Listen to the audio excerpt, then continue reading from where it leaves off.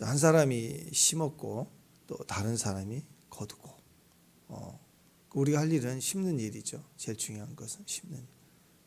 물론 우리가 심고 우리가 거둘 수도 있지만, 은혜는 그 다음 세대가 뿌려진 것을 거두게 되는 게 또 하나님의 순례인 것이죠. 우리는 노력하고 또 노력한 것에 또 다른 사람은 참여하게 되고, 이렇게 과정을 통해서 모든 문명도 문화도 이렇게 발전해 왔지 않습니까? 복음도 마찬가지라는 것입니다. 이 여인이 전하게 되었고, 그리고 마을 사람들이 그 계기를 통해서 예수님께 나왔지만, 결국 예수님 말씀을 듣고, 진짜 예수의 말씀을 듣고 그들이 변화가 되었다 얘기합니다. 이 사마리아 여인은 바로 예수님을 메시아로 만나자마자 바로 전하기 시작하죠. 물동이를 버려두고 동네 사람들을 향하여 막 달려갔습니다. 그리고 증거하기 시작하죠. 이는 그리스도다 하고 그 사건을 얘기합니다. 동네 사람들이 나와서 예수를 만나게. 여인의 역할은 이제 이것이죠. 자, 여러분, 우리 기독교의 핵심은 예수님을 만나는 거예요. 임재.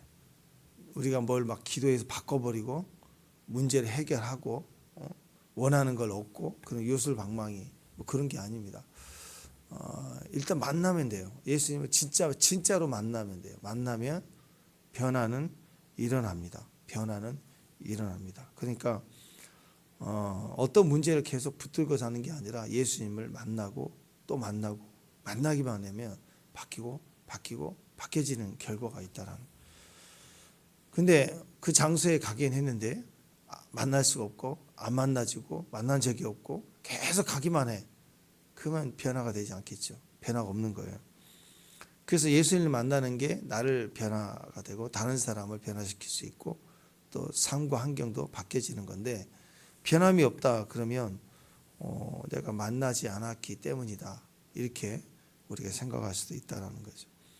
종교 행위는 많이 했는데, 엄청 많이 교회 문화 익숙해 있는데, 찬양도 많이 했는데, 기도도 많이 하는데 어떤 변화가 하나도 없다. 그러면 뭐가 잘못하고 있든지, 아니면 내가 가짜든지 뭐 그런 거겠죠. 정말 중요한 건 임재입니다. 연수가 찰수록, 신앙생활을 할수록 우리 안에는 임재를 반드시 알아야 됩니다. 하나님 임재가 있다. 나와 함께 하신다. 지금 이곳에 임하신다. 지금 나에게 부어주셨다. 이런 개념들, 또 잠겼다. 이게 우리 안에 갈망이 되지 않으면 안 돼요. 자연스럽게 하나님 일을 더 갈망해야 돼. 사랑하면 만나고 싶은 거잖아요. 만족이 안 되잖아요. 대화하는 거, 통화만 하는 것은 만족이 안 되죠. 만나야 되는 거예요. 만나고 싶고, 만나면 얼굴만 가고, 뭐 택배 기사도 아니고 얼굴만 보고 사무만 전달하고 하는 게 아니라, 만나면 더 있고 싶고, 있으면 헤어지기 싫고, 그게 자연스러운 거 아니겠습니까? 그러니까 임재는 그런 거라는 거죠. 하나님의 친밀함, 임재에 대해서 점점점 우리가 갈망하게 되죠. 그러니까 주님도 이 땅에 다시 오실 수밖에 없는 거예요. 사랑하니까. 우리도 주의 품으로 갈 수밖에 없는 거예요. 사랑하니까. 이런 개념이 있다라는 것입니다. 그래서 임재를 아는 게 너무너무 중요한데, 임재를 알면 자연스럽게 바뀌게 돼 있으니까요. 근데 우리가 임재를 아는 데 있어서 예배를 통해서 임재를 경험하는 것이 제일 좋습니다. 예배 자체가 만남, 사귐, 나눔, 참여, 교통, 말씀을 통해서, 찬양을 통해서, 기도를 통해서 함께 예찬을 하면서 이 모든 것이 우리 안에 임재를 경험하는 거예요. 그래서 이런 임재를 경험하는데 교회가 그 기능적으로 가장 안전하죠. 산기도만 해야 된다. 뭐 그렇게 해서 만날 수도 있겠지만 굉장히 드물고 잘못된 경우도 많습니다. 제일 좋은 임재는 교회 안에서 예배를 통한 거고, 또 예배는 개인적 혼자 예배가 아니에요. 공적 예배예요. 공적 예배로 써야 돼요. 다윗이 연단만 받고 있고 도망자만 삼고, 물론 그 가운데서도 예배를 드렸지만, 또 요셉도 연단 중에 있었지만 그게 다가 아니죠. 가장 하나님이 우리에게 부르시는 자리는 공적 예배에, 공적인 주님의 역사, 개인적으로 찾아와 주시고 나를 만나 주신 임재 말고, 재림이라는 공적인, 또 어린 양의 혼인 잔치라는 공적인 자리에 공적으로 신랑으로 오신다고. 우리 공동체가 예수님의 오심을 공적으로 우리가 만나게 되는, 같이 갈망하고 기도하며 만나게 되는 예배, 이게 공적 예배 아닌가요? 그러니까 개인 예배도 중요하지만 공적으로 가정에서 함께 드리는 예배, 두세 사람이라도 모여서 드리는 예배, 그것이 더 파워풀하다는 거예요. 함께 하기 위해서 이 땅에 오신 거라고, 주님. 그래서 우리가 예배를 통해서 임재를 경험하는 것이 가장 중요합니다. 자, 그래서 이 여인을 오늘 모습을 보면 진짜 예수님을 만났어요. 메시아를 만났다. 예수님을 예수님으로 만난 게 아니고 메시아로 만났어요. 내가 그다. 그랬더니 그냥 잭가 튀어나가서 내가 이 메시아를 만났다 하고 증언하는 것을 보게 됩니다. 사실 놀랍지 않습니까? 왜냐하면 제자들은 지금 와가지고 이 여인을 만나고 있는 장면을 보면서 묻지도 않아요. 누굽니까? 물어보지도 않고 말을 못했어요. 왜 그랬을까요? 예, 여기는 뭔가에 강력한 뭔가가 압도된 거예요. 예, 뭔가에 압도돼서 묻지도 않고 물어볼 필요도 없을 만큼 이 상황에 대해서 뭔가 강렬한 만남이, 물을 필요가 없는 그런 강렬함이 있었다라는 거죠. 사실 예수님의 제자들은 이 여인보다 훨씬 더 예수님을 먼저 만났고 또 그 예수님 메시아인 줄 알고 어떻게 막 넌 간사한 게 없다, 이 참 이스라엘 사람이다 다 하셨잖아요. 개발하 하리라 뭐 전부 주님을 만나는 과정에서 지금 주님을 메시아로 인식할 수 있고 배우고 동행한 적이 많은데 어느 누구도 물동이를 던져버리면서 다가서 당장 이렇게 전도하지는 않았는데 이 여인은 그냥 바로 그냥 나가서 메시아를 전하, 동네 사람들 막 자고 있는데 다 깨워가지고 메시아를 증거하는 것을 봐요. 그런 복음에는 그런 역사가 있습니다. 제자들보다 더 낫더라. 어떤 부분에서. 그래서 성경에는 항상 그런 기회가 있어요. 나중된 자가 먼저 되기도 하고. 그러다 보니까 먼저 된 자가 나중되기도 해요. 유다같이 되는 사람도 있지만 또 이렇게 쓰임받는 강력한 또 통로가 되는 또 막달라 마리아 같은 사람도 있더라. 이걸 볼 수 있습니다. 예수님의 부활의 증언도 이 여인들이 먼저 하지 않습니까? 그런 걸 보면 복음 안에서는 지금 내가 전하고 지금 내가 증언이 되는 거, 그 굉장히 중요한 일이죠. 깨닫고 만나지는 것이 곧 우리의 축복이 되고 사명이 되고 무기가 되는 것입니다. 이전에 이 여인은 사람들을 두려워했고 피했어요. 사람들과 만나는 것이 싫었어요. 자기 삶의 모습이 그랬다라는 거죠. 근데 이제는 다른 사람을 찾으러 다녔어요. 찾아내기 시작해서 만나고 외치는 사람이 됐어요. 다른 사람들은 어떤 사람들이냐? 나에게 피해를 주고 나에게 뒷소리나 하고 나에게 어려움을 줬던 사람들, 피해를 주는 사람들, 이런 의식이 있었는데 이 망상이 깨졌어요. 다른 사람들을 내가 도와야 될 사람이라고 생각한 거예요. 복음을 전하겠다고 생각하는 거예요. 바뀌었습니다. 그래서 29절에 보면 내가 행한 모든 일을 내게 말한 이 사람을 봐라 그랬죠. 내가 행한 모든 일은 뭐예요? 다른 사람들이 자기 삶 속에 겪었던 모든 일인데 그 처절하게 살아왔던, 어떻게 보면 남편이 5이고 또 6번째 만나고 있으니까, 함께 살고 있으니까, 그래서 사람들이 남 얘기 좋아하면 얼마나 구설수에 올랐겠어요. 부끄럽다라는 거죠. 떳떳하지 못하다, 뭐 이런.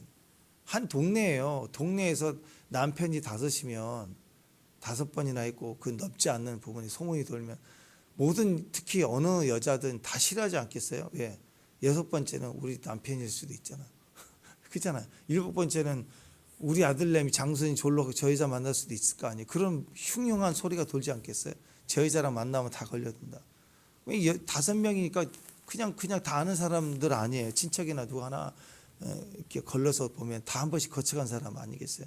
근데 굳이 또 거기 살고 있어. 딴 데 가지도 않고. 그러니까 다 싫어하겠죠.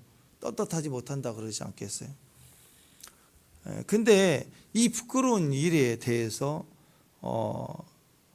이 부끄러운 일을 자기도 감추고 있고 딴 사람들도 대놓고 얘기하면 싸우니까 뒷소리를 하고 했던 그런 일들이 있었는데 그 일을 오늘 까발렸어요.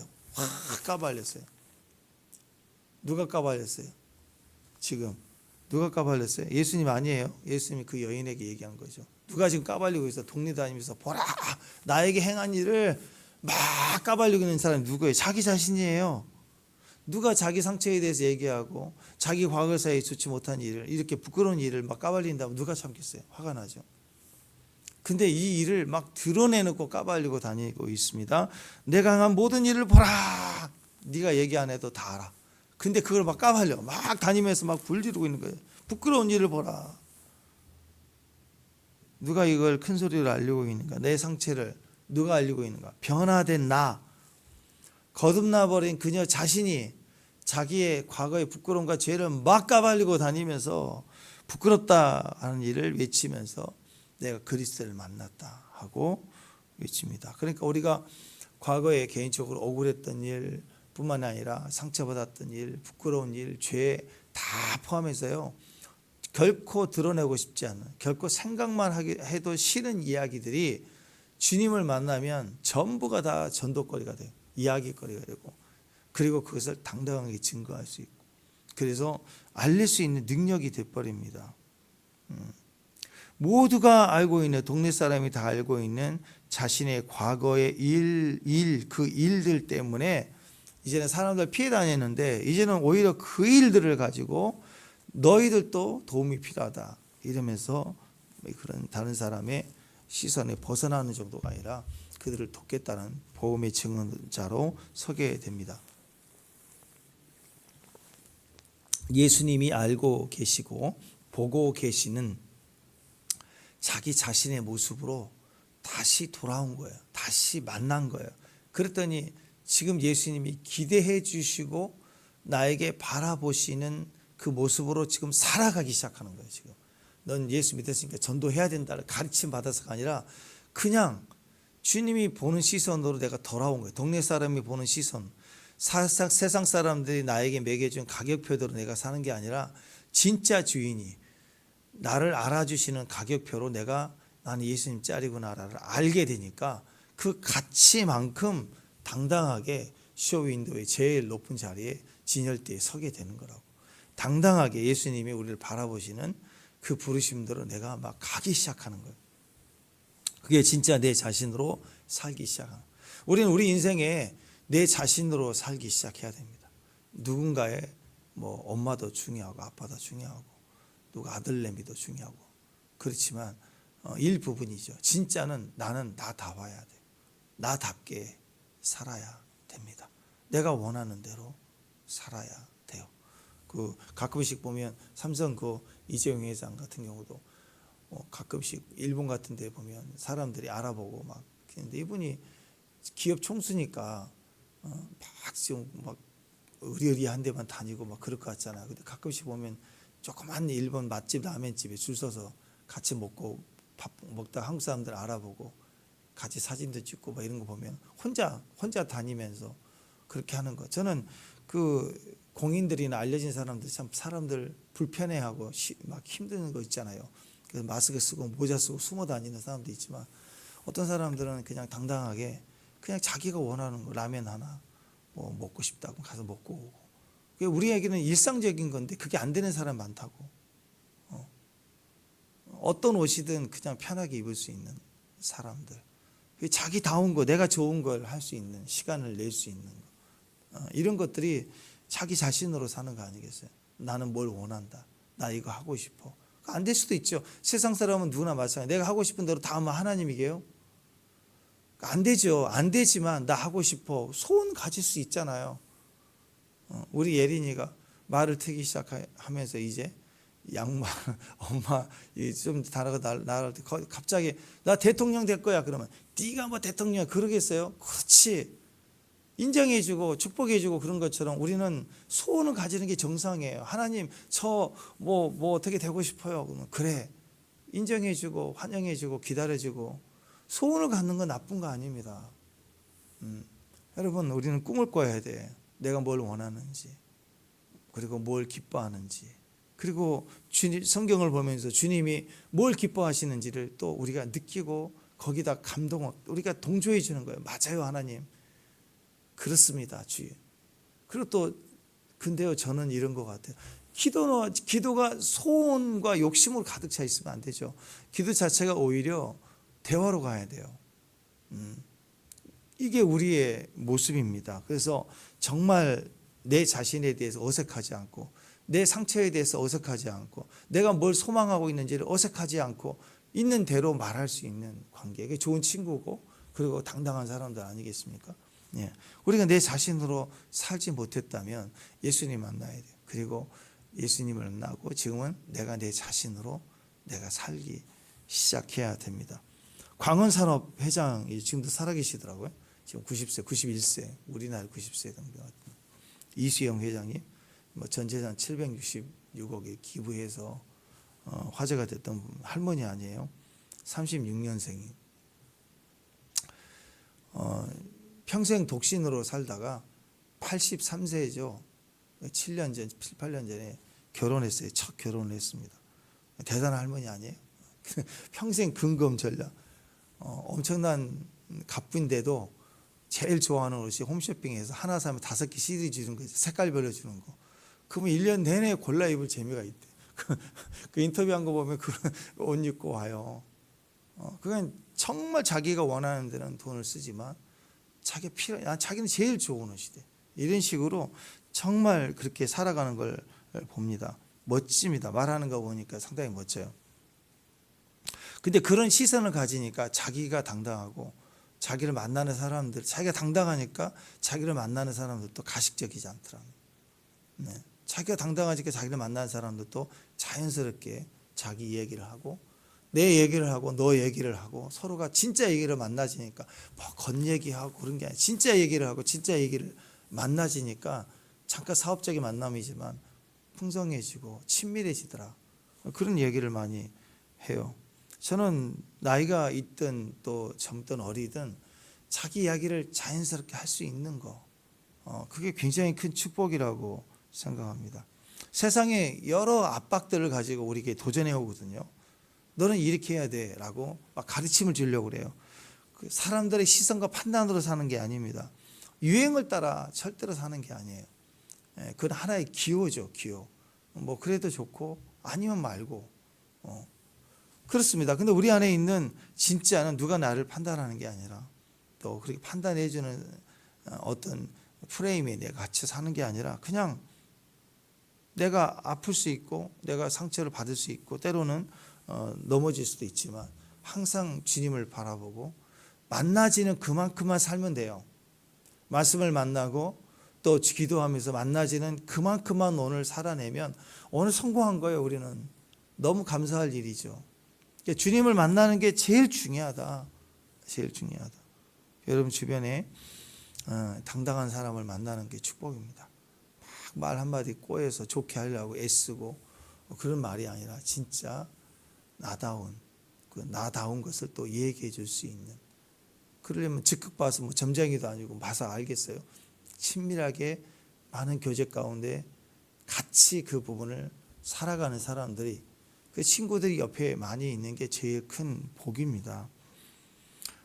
어떤 사람이 상처를 입었고 힘들다고 할 때 우리가 위로해 준다는 것은 한계가 있습니다. 한번 생각해 보세요. 우리가 지금 주님의 위치에서, 우리는 주님이 아니잖아요. 그런데 이 5번이나 결혼을 하고 헤어지고 6번째 살고 있는 이 여자가 물동아리를 짊어지고 와서 물을 길러 정오에 그 더운 땡볕에 왔다고 해봅시다. 그 여인의 사정을 내가 알아요. 그때 이 여자를 내가 위로해 주고 싶다 그러면 어떻게 위로하시겠어요? 어떻게 접근하시길래? 상당히 어려워요. 무슨 말을 해도 공격적일 수도 있고요. 뭐 선물을 주면 될까요? 그러면 이상해요. 뭐 물건 파시려고 그런 거냐 그럴 거고, 뭐 또 통화를 할까 그러면 보이스피싱이냐 그럴 거고, 뭐 어떻게 접근하겠어요? 이렇게 막 상처가 많고 막 이런 분들은 자기 생각이 원칙과 이게 얼마나 분명하고 자기 마음을 언제 꺼내오는 걸까요? 상당히 어렵습니다. 그러니까 지금도 마찬가지예요. 우리가 위로해 주려고 하면요, 거의 불가능합니다. 누가 나를 위로할까? 한번 생각해 봅시다. 여러분 지금 현재 우리 자신을 누가 위로해 주죠? 누가? 윤복희님은 여러분 그랬는데 그 노래할 때나 그런 거지. 진짜 여러분이 나를 위로 누가 나를 위로해지? 힘들 때 누가 나에게 위로가 될까? 위로 안 돼요. 위로 안 돼요. 누가 나를 위로해 줄까? 아무도 위로해 줄 사람이 없어요. 그러니까 내가 누군가를 위로해 준다고 생각하면 상당히 어렵습니다. 그리고 누가 힘드니까 내가 가서 위로해 줘야지. 그러면 상당히 어려워요. 위로자는 주님밖에 없습니다. 상처 입을 때 그 아픔과 깊이와 엉켜 있는 걸 모르기 때문에 그가 꺼내놓기 전까지는, 또 꺼내놔도 가장 큰 위로가 됐던 적은 내가 다 얘기해 줄게 해봐. 안 돼요. 그냥 있어주고 들어준 것만 해도 위로잖아. 그죠? 가장 큰 핵심이라고 하잖아. 들어준 것만 해도. 결국 우리는 결국 그거예요. 들어줘도 힘이 된다는 것은 우리가 위로자가 아니라는 뜻입니다. 하나님만 위로자가 돼요. 그러니까 다른 사람들도 나에게 위로가 되지 못한다. 사람에게서는 자유케 하는 능력이 없구나. 그거예요, 그거. 그래서 내가 주님을 만났을 때, 지금 주님이 위로해 주니까 이 여인이 막 박차고 나가는 게 아니죠. 위로받아서 힘을 얻는 게 아니잖아. 사명을 가지니까 위로해. 우리는요, 주님을 만나야 위로하고요. 주님을 만나서 사명을 하는 것이 위로예요. 제 자리로, 마이너스 자리에서 제 자리로 돌아가는 게, 그게 원래 자리로 돌아가는 마음 상태가 위로가 아니고요. 채워져야 돼요. 채워져야 된다고. 주님을 만나고 그리고 자유케 되는 거. 거기에는 우리 인간의 역할이 사실은 없습니다. 그러니까 뭐 해야 돼요? 전해주면 돼요. 전해주면. 알려주면 된다고.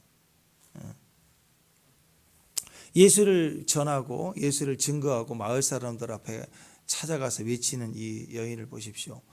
내가 너희를 위로해 줄게 다 얘기해봐 막 이런 게 아니라 예수를 증언하고 나아가니까 위로자가 돼요. 사람들이 나와서 엄청 위로를 받아요. 이 여인의 말 따라 나왔지만 예수님 말씀을 들어보니 네 말도 내게 유익이 됐지만 그게 아니라 진짜는 예수 그리스도를 만나니까 우리가 위로를 받았다. 내가 정말 은혜를 받았다. 이런 얘기 하지 않습니까? 예수님을 만나기만 하면 위로가 됩니다. 어떤 누구도. 그러니까 내가 상처가 있다 싶을 때는 사람 내 편, 친구 찾아다닐 생각하지 말고 그냥 주님을 만나야 돼요. 주님을 만나면 치유되고 자유케 되고 회복이 됩니다. 다윗도 시편 27편에 보면 10편 10절에 보면 이렇게 얘기합니다. 내 부모는 나를 버렸으나 여호와는 나를 영접하시리이다. 다윗은 일상에 그 누구보다도 주님과 친밀한 사람이었고 그 심장이 같았다. 내 마음이 같았다. 심장이 하트가 뛰었다. 그 말은 죽고 사는 환경을 계속 다니면서 주님의 마음을 알았다. 주님의 마음과 내 마음이 같이 뛰었어. 만나졌다는 그 얘기죠. 근데 다윗의 삶을 보면은요, 참 힘들어요. 관계가 다 힘들었어요. 아내와의 관계도 힘들고, 자식과의 관계도 힘들고, 평생 같이 했던 동료들, 또 장군들과의 관계도 그렇게 좋지 않았고, 자기도 그 부하를 또 죽이기도 하고, 상당히 어려웠습니다. 적들이 너무 많았어요. 적들이. 블레셋에, 이스라엘에. 심지어는 시작부터 보니까 자기 형제들도 좋아하지 않고 자기 아버지도 부모도 나를 버렸다. 여기는 자세하게 나와 있지 않지만 부모로부터 이미 모전 관계에서부터 부모로부터 막내잖아요. 우리 사무엘 선지자가 왕의 기름 부음 부으러 왔을 때 부르지도 않았잖아요. 아예 부르지도 않았어요. 그 자식 취급 안 했다는 거예요. 아예 부르지도 않았어요. 그러니까 버림당한 거예요. 거절당했어요. 우리 막내 무슨 임금이야, 왕감이야, 아니지. 아예 부르지도 않고 그 자식 다 데려오라면 불러와야 되는데 안 불러왔잖아요. 그 정도면 의미가 그렇다는 거죠. 세상은 다 나를 버려도 부모는 나를 버리지 않는 게 마찬가지입니다. 원래 의미인데 부모가 나를 버렸다. 그런데 하나님은 그때 나를 영접해 주셨다. 하나님 나를 환영해 주시고 나를 영접해 줬다라고 얘기를 합니다. 부모가 나를 부르지 않았어도 하나님은 다윗을 불러오게 했어요. 부모는 안 불렀어요. 형제들도 안 불렀어, 아무도. 근데 사무엘을 통해서 또 누구 없냐 해서 불러오게 만들잖아요. 그래서 기름을 부어주신 거예요. 하나님은 우리를 영접해 주십니다. 없으면 찾아내서 우리를 불러주세요. 그래서 부모는 나쁘다, 하나님 좋다, 그 얘기가 아니죠. 인간적 관점에서 부모도 당연히 우리를 사랑하지만, 인간적 관점에서 부모도 실수가 있고 잊어버릴 수도 있고 하지만, 하나님 관점은 다르다. 하나님 끝까지 찾아낸다. 결코 포기하지 않는다. 하나님 기어이 우리를 찾아내서 기름을 붓는다. 하나님 우리에게 우리를 영접하시는 분이시다. 그 얘기입니다. 또 결혼했으면 육신의 부모 중에 또 장인, 장모라도 환영받고 사랑을 받을 수 있잖아요. 그런데 또 그 장인은 창을 던지며 죽이려고 하고 막 그런 삶을 보십시오. 끝까지 어려웠습니다. 그러나 하나님은 이쪽이든 저쪽이든 지켜주고 자녀도 아내도 다 모든 과정에서 하나님이 철저히 사울왕을 통해서 또 백성을 통해서 사람들을 통해서 도전이 올 때마다 하나님이 아버지가 돼서 그를 환영해주고 보호해주고 기름을 부어주고 지켜주셨다는 거죠. 그래서 여러분, 우리 상처란 이야기를 할 때 사실은 이 수가성 여인이 상처를 어디서 받았어요? 저 남쪽 유다 사람한테 받고 저 연변 사람한테 받고 그런 거 아니죠. 가장 가까운 동네 사람, 더 가까운 나를 사랑해줄 결혼했던 사람들, 또 이혼하고 그랬지만 계속 이런 가까운 관계에서 우리는 계속 상처를 받아요. 상처는 앞으로도 마찬가지입니다. 가까운 사람들에게 상처를 받아요. 가까운 사람들에게 우리는 상처를 입힙니다.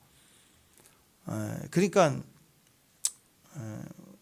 삶의 현장에 가장 상처가 있다. 내 삶의 주된 환경 상황에서 우리는 상처를 받을 수 있다라는 거죠. 그러다 보니까 서로가 경멸하게 되고 미워하게 되고 판단하게 되고, 근데 거기에서 우리는 서로를 가격표를 갖다가 매겨요.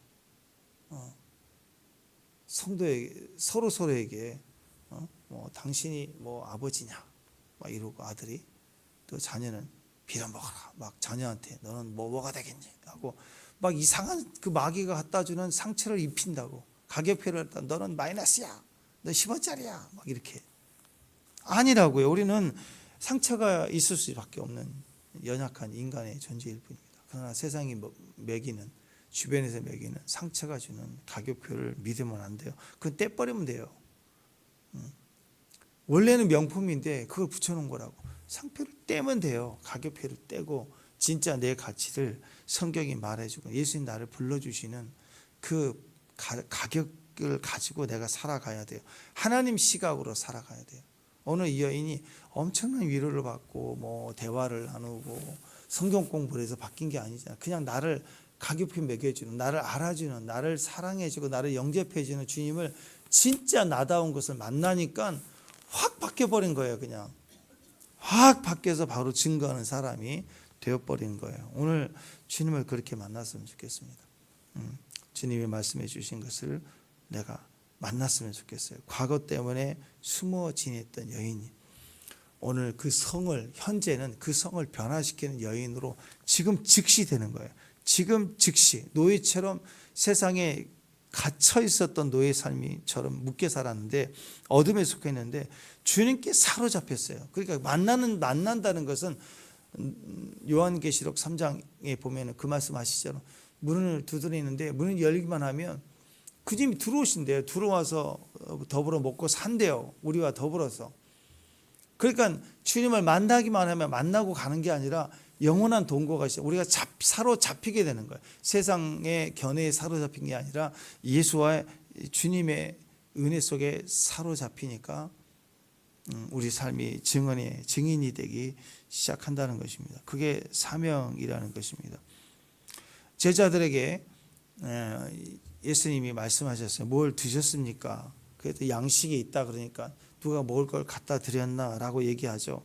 근데 나는 안 먹어도 배부르다 그 얘기를 해요. 영적으로 내가 배가 불렀다라는 거죠. 배가 불렀어요. 배가 부른 사람은 안 먹어도 돼요. 그럴 때 있지 않나? 이거 먹고 싶어서 사왔는데 막 아이가 먹고 싶어 할 때, 배불리 먹을 때 내가 딱 먹을 수도 있지만 더 주고 더 나눠줘도 배부르잖아요. 난 이따 먹으면 되니까. 근데 이 순간을 더 누리고 싶은 거예요. 막 하다못해 개를 키워도요. 그렇대요. 개를 별로 안 좋아하시면 또 가족들이 개를 키운다고 하니까 반대하다가 개를 키웠는데 한 1시 새벽 12시 1시 이렇게 들어올 때가 있대요. 들어오면 다들 가족들도 자고 있는데 개는 꼬리를 치고 환영해 주니까 그게 또 자기를 한결같이 위로해 준대. 그걸 느끼더라고. 그래서 뭘 하나 간식을 먹어도 옆에 있으니까 주고 개가 하나씩 먹는 것이 즐겁다라는. 아니 키우는 개도 뭘 먹여주는 게 기쁨은 거기에 내가 배부르다라는 느낌을 갖는데, 예?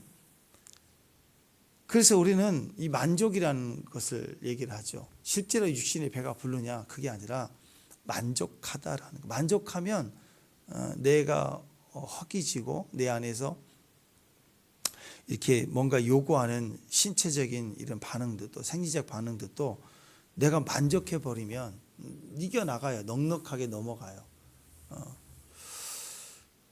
그 상태입니다. 안 먹어도 배부르다. 주님의 양식이 우리에게 있다라고 얘기하죠. 안 먹어도 되는 교회, 안 먹어도 되는 사람, 배부른 사람. 우리 가정에서 보면 우리 엄마는 항상 안 먹어도 되는 사람들이잖아요. 그죠? 엄마 먹어요. 그럼 난 안 먹어도 돼. 배부르다. 그러지 않나요? 한두 번 들어본 게 아니죠?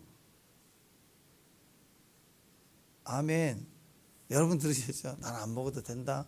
난 배부르다. 그렇잖아요. 마찬가지예요. 안 먹어도 되는 사람. 근데 누군가가 넌 안 먹어도 돼. 그러면 얼마나 그게 멸시가 되고 판단이 되겠어요.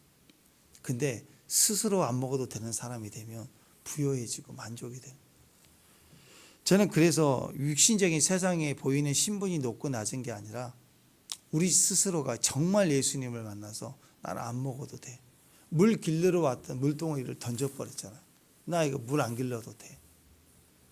그래서 만족하니까 전하는 사람이 되어버렸습니다. 저는 그래서 저는 여러분이 항상 배부른 사람, 안 먹어도 되는 사람. 네. 그래서 다른 사람을 먹일 수 있는, 나는 배부르니까 먹일 수 있는 사람. 꼭 배부른 사람만 먹이는 거 아니잖아요. 내가 1차 배불리 먹고 남은 거 좀 나눠주는다. 그럼 그게 무슨 구제예요? 내가 여유를 다 가지고 충분히 내가 살만하고 내 거 떼놓고 그 다음에 남을 돕는다. 하나님께 헌신한다.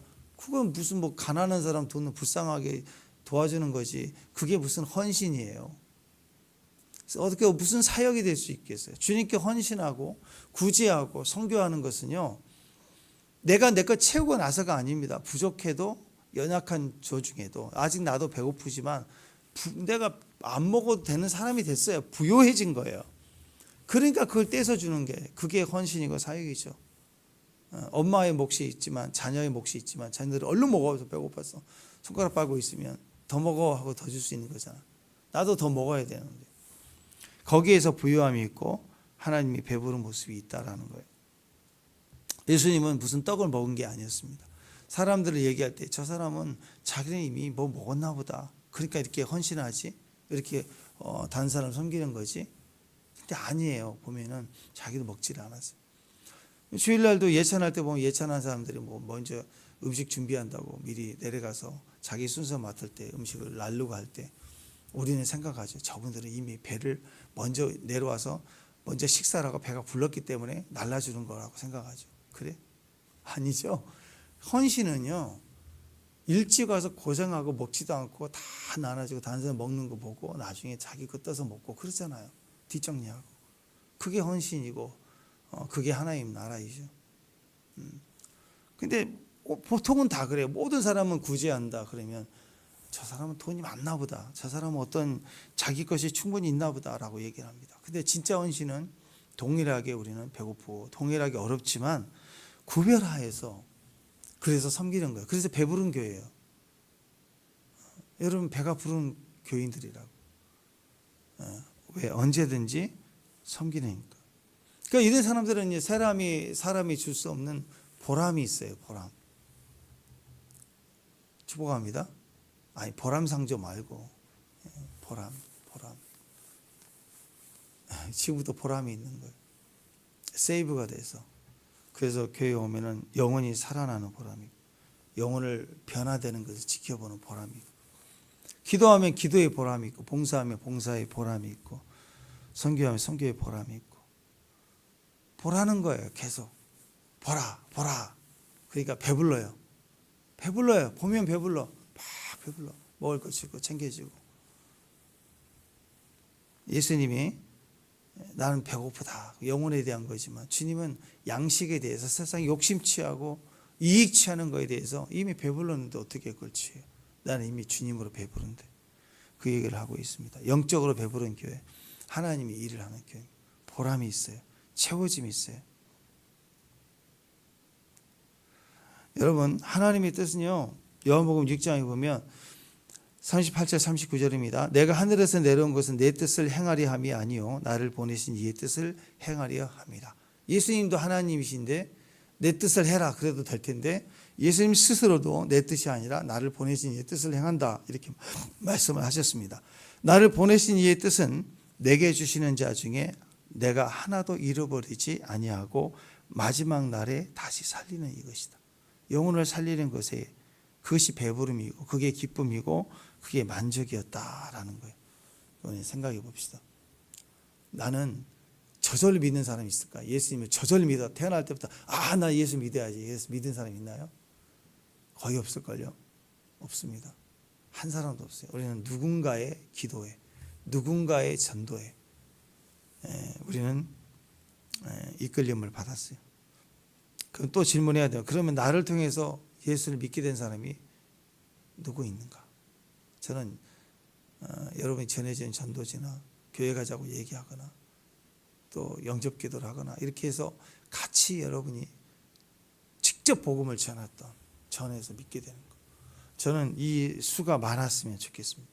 이게 진짜 배부른 내 영적인 자녀, 육신적인 자녀뿐만 아니라 영적인 자녀가 같다. 내가 낳아야 돼요. 기르고 또 자라게 하시고 모든 과정은 주님이 하세요. 우리는 씨를 뿌려야 돼요. 복음을 증거해야 돼요. 자꾸 예수를 전하고 교회 나오라고 얘기를 하시고 그렇게 해야 됩니다. 육신의 자녀뿐만 아니라 영적인 자녀가 많아야 부요해집니다. 언제 전할까요? 넉 달 뒤에? 아닙니다. 지금 전하라. 지금. 오늘 35절을 보면 넉 달이 지나야 추수할 때가 이르겠다 하지 아니하였느냐. 그러나 너희들은 그렇게 얘기하지 마. 그러나 나는 너희에게 이르노니 눈을 들어 밭을 보라. 희어져 추수하게. 지금 추수할 때가 됐다. 지금 추수해. 지금 전하라. 지금 예수 만나. 교회 갑시다. 한 넉 달 뒤 정도예요. 넉 달 뒤에는 갈게요. 아니래요.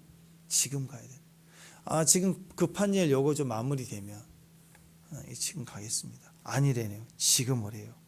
넉 달 뒤가 아니라 지금이에요. 기도 언제 해야 돼요? 지금이에요. 큐티 언제 해야 돼요? 지금이에요. 예배 언제 드리자고요? 지금 드려야 돼요. 지금 예배하자. 지금 구제하자. 지금 선교하자. 그러면 사람들이 넉 달 뒤에요. 넉 달 뒤에요. 근데 반대로 한번 집에 가서 해보세요. 오늘 치킨 먹자. 그러면 지금 그러면 넉 달 뒤에. 그러면 다 화낼 거 아니에요. 화낼 거 아니에요.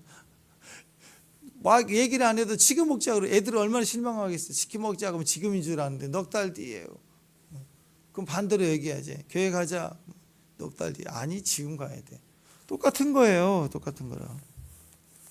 지금 얘기해 줄 수 있는 사람, 지금 가자고 할 수 있는 사람, 지금 사랑해, 지금 용서해 주고 지금 함께 해줄 수 있는. 집안에 들어가다가도 현관 입구에 들어가서 슬리퍼가 이렇게 하나가 엎어져 있어. 신발에. 언제 치워야 돼요? 언제 바르게 해줘야 돼요? 넉 달 뒤에? 다른 사람이? 아니죠. 본 사람이 즉시 정리하고 설거지가 쌓여있다. 넉 달 뒤에? 언제 치워야 돼? 보는 사람이. 그렇게 서로가 돼야 그래야 깨끗해지고 좋아지고 서로 섬겨지는 거 아니에요.